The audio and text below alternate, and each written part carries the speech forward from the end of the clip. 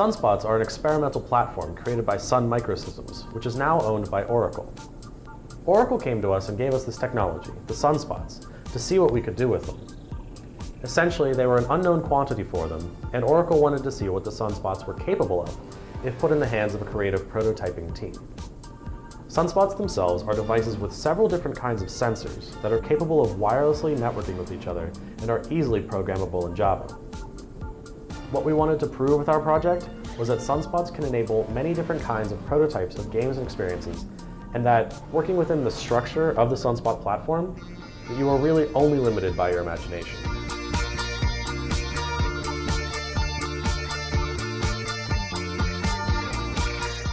They've got integrated sensors, integrated wireless, good I/O interface that's easy to connect to common hardware and sensors, and it does what I wish an Arduino did out of the box with respect to wireless, networking, and sensors.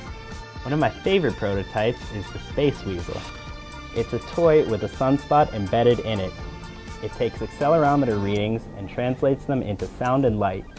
There's a speaker wired to the digital analog converter, and it's very responsive. It's got some personality. So there are several things that I really like about these SunSPOTs. One is that they are small and sturdy, so when you're trying to throw them around, it won't scare you. And when you're trying to strap it onto a bicycle that's pretty old and might break at any moment, you will have confidence that they will not break. The other thing is that they are programmable in Java, so that it talks pretty well to whatever applications you write on your computer. We used the accelerometer values of several people moving SunSPOTs to move shapes on the screen to create art. We did this prototype to create interactive performances of artists enhanced by SunSPOTs. With this application, the art on the screen will be a representation of the artist's movements.